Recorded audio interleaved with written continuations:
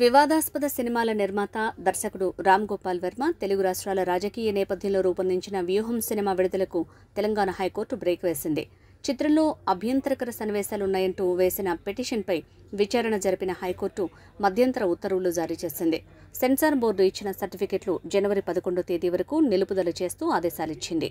వ్యూహం సినిమాలు తెలుగుదేశం పార్టీతో పాటు జనసేన పార్టీలను దెబ్బకొట్టడమే ఏకైక లక్ష్యంగా పెట్టుకుని చంద్రబాబు, పవన్ కళ్యాణ్లతో పాటు లోకేష్ తదితరుల్ని కించపరిచే కల్పిత సన్నివేశాలతో అభూత కల్పనల రూపొందించి రాజకీయ లబ్ధి పొందాలనే ప్రయత్నంలో భాగంగానే సినిమా నిర్మాణం చేశారని ఆరోపించారు.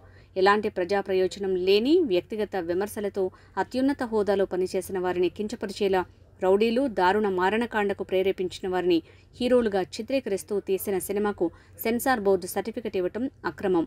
నిబంధనలకు విరుద్ధంగా సర్టిఫికెట్ జారీ చేశారని కోర్టులో పిటిషన్ వేశారు. రాజకీయ లబ్ధి పొందడంతో పాటు ప్రతిపక్షాలకు నష్టం కలిగించే ఉద్దేశంతో ఈ సినిమా తీశారని, సెన్సార్ బోర్డు ఇచ్చిన సర్టిఫికెట్లను నిలిపివేయండి అంటూ నారా లోకేష్ తరపున తెలంగాణ హైకోర్టులో పిటిషన్ దాఖలు చేశారు. ఈ పిటిషన్పై జస్టిస్ నూరేపల్లి నంద ధర్మాసనం మరోసారి విచారణ చేపట్టింది.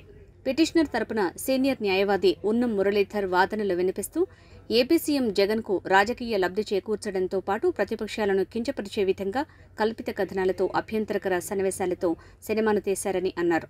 ఈ సినిమాకు వైసీపీ నేతలే నిధులు సమకూర్చారని ఆరోపించగా నిర్మాత తరపున వైసీపీ ఎంపీ ఎస్ నిరంజన్ రెడ్డి వాదనలు వినిపించారు.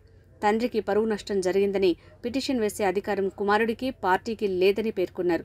ఇరువైపులా వాదనలు నమోదు చేసుకున్న ధర్మాసనం మధ్యంతర ఉత్తర్వులు జారీ చేసింది. జనవరి 11 తేదీ వరకు వ్యూహం సినిమా విడుదల చేయకుండా స్టే ఇస్తూ ఉత్తర్వులు జారీ చేసింది. ఇక ఈ అంశానికి సంబంధించి మరింత సమాచారం మా ప్రతినిధి సత్యనారాయణ అందిస్తారు. డైరెక్టర్ రామ్ గోపాల్ వర్మ తీసిన వ్యూహం మూవీకి అయితే హైకోర్టు మధ్యంతర ఉత్తర్వులు జారీ చేస్తూ జనవరి 11 వరకు స్టే ఇచ్చిన పరిస్థితి ఉంది. ఒకవైపు టీడీపీ అధినేత నారా లోకేష్ ఇప్పటికే తెలంగాణ హైకోర్టులో పిటిషన్ దాఖలు చేశారు. నారా లోకేష్ తరపున ఉన్నం మురళీధర్ అయితే పూర్తిగా వాదనలు వినిపించిన పరిస్థితి ఉంది. సినిమా కనుక రిలీజ్ అయితే రెండు రాజకీయ పార్టీల మధ్య వైషమ్యాలు నెలకొల్తాయి.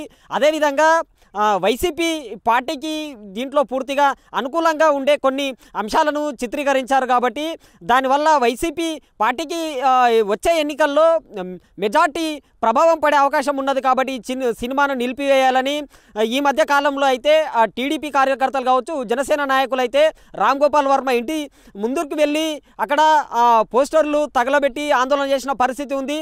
ఇదే క్రమంలో చూస్తే కనుక ఏదైతే హైకోర్టులో కూడా టీడీపీ నేత నారా లోకేష్ పిటిషన్ దాఖలు చేశారు. జస్టిస్ నూరేపల్లి నంద అయితే ఉత్తర్వులు జారీ చేశారు. జనవరి 11 వరకు స్టే ఇస్తూ మధ్యంతర ఉత్తర్వులు జారీ చేసిన పరిస్థితి ఉంటే, ఇక రెండు తెలుగు రాష్ట్రాల్లో మాత్రం ఈ సినిమా పైన రకరకాల అభ్యంతరాలు అయితే వెలువడుతున్నాయి. మరి జనవరి 11 తర్వాత ఎలాంటి పరిణామాలు ఉంటాయనేది మాత్రం వేచి చూడాల్సిన పరిస్థితి ఉంటే, రెండు వైపులా వాదనలు విన్న హైకోర్టు జస్టిస్ నూరేపల్లి నంద ధర్మాసనం స్టే ఇచ్చారు. అటువైపు ఆంధ్రప్రదేశ్లో కావచ్చు, తెలంగాణలో కావచ్చు, రెండు పార్టీల మధ్య అయితే అసలు ఈ సినిమా మొదటి నుంచి కూడా ఈ సినిమా పైన రకరకాల అనుమానాలు వ్యక్తం అవుతూనే ఉన్నాయి. ఒకవైపు రామ్ గోపాల్ వర్మను వ్యతిరేకిస్తూ కొంతమంది జనసేన, టీడీపీ నాయకులు పోస్టర్లు తగలబెట్టడం కానీ, ఆయనకు వ్యతిరేకంగా సోషల్ మీడియాలో కామెంట్లు చేయడం కానీ చేస్తున్నా ఆయన మాత్రం ఇప్పటివరకు ఎక్కడ కూడా మీడియా ముఖంగా అయితే వచ్చి వివరణ ఇచ్చుకోలేని పరిస్థితి ఉంది.